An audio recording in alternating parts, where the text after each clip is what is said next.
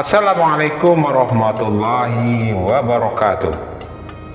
Berjumpa lagi di channel Dunia 1001. Pada kesempatan kali ini saya akan mengisahkan tentang kisah Abu Nawas dan teka-teki kehidupan. Pada kesempatan kali ini teka-teki tentang kehidupan sang pedagang.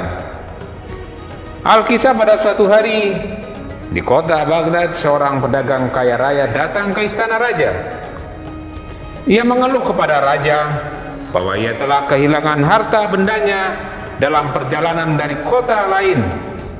Pedagang itu menduga salah satu dari 3 pelayannya telah mencuri hartanya. Tetapi ia tidak tahu siapa di antara mereka yang bersalah. Akhirnya raja memanggil Abu Nawas untuk menyelesaikan masalah ini. Abu Nawas mendengarkan cerita pedagang itu dengan seksama. Ia kemudian berkata, "Bawa ketiga pelayan itu ke hadapanku, dan aku akan menemukan siapa yang bersalah di antara mereka." Akhirnya ketiga pelayan itu dibawa ke hadapan Abu Nawas. Ia memberikan setiap pelayan tersebut tongkat dengan panjang yang sama, dan Abu Nawas berkata, "Bawalah ini tongkat ini pulang malam ini. Besok pagi datanglah kembali ke istana. Tongkat dari pelayan yang bersalah akan tumbuh sepanjang 1 inci," kata Abu Nawas. Akhirnya para pelayan pulang ke rumah dengan masing-masing dengan membawa tongkat di tangan mereka.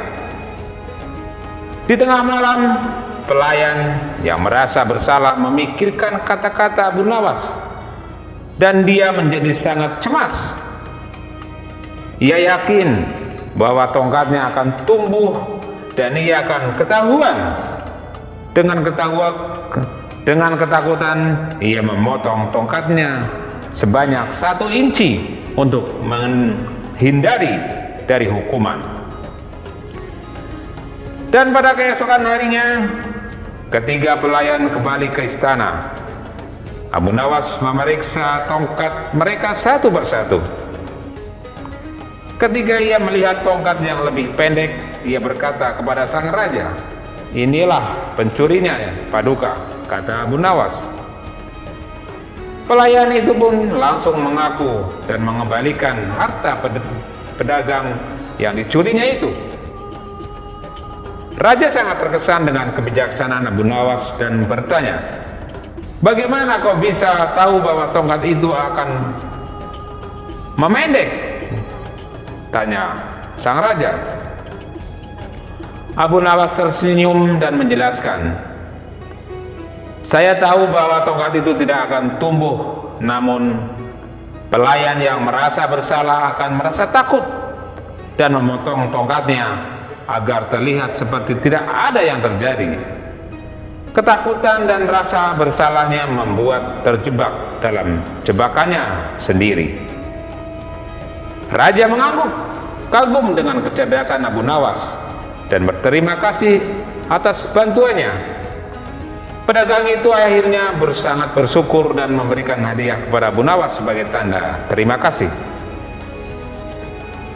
Namun cerita tidak berakhir di situ. Beberapa hari kemudian, seorang petani datang ke istana dengan masalah yang berbeda. Ia memiliki 3 anak, dan ia tidak tahu siapa di antara mereka yang paling mewarisi ladangnya. Setiap anak mengklaim bahwa mereka adalah yang paling rajin dan paling pantas menerima warisan ladangnya itu. Abu Nawas memutuskan untuk menguji mereka. Ia memberikan setiap anak sekarung benih dan berkata, "Tanamlah benih ini di ladangmu dan rawatlah selama 1 bulan. Siapapun yang menghasilkan tanaman terbaik akan mewarisi ladang ayah kalian," kata Abu Nawas.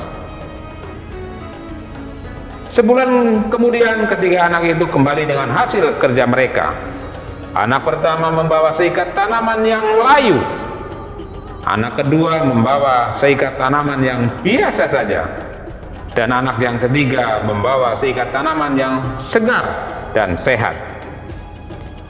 Abu Nawas berkata kepada petani itu, "Anak ketigamu adalah yang paling rajin dan paling pantas mewarisi ladangmu. Ia telah membuktikan dirinya dengan kerja keras dan dedikasinya yang tinggi." Petani itu senang dan memberikan ladangnya kepada anak yang ketiga itu. Ia berterima kasih kepada Abu Nawas atas kebijaksanaannya. Raja yang menyaksikan semua ini berkata, "Abu Nawas, kau selalu tahu bagaimana menemukan kebenaran dalam setiap situasi. Kebijaksanaanmu tak tertandingi," kata raja. Abu Nawas tersenyum dan menjawab, "Kebijaksanaan datang dari memahami hati manusia dan mengetahui bahwa kebenaran selalu muncul pada akhirnya." Dan demikianlah kisah Abu Nawas terus menjadi inspirasi bagi banyak orang, mengajarkan bahwa kecerdasan, kejujuran, dan kerja keras selalu membawa hasil yang lebih baik dalam kehidupan. Semoga cerita ini juga memberikan inspirasi dan kebijaksanaan bagi kita semua. Terima kasih. Wabillahi taufiq wal hidayah. Wassalamualaikum warahmatullahi wabarakatuh.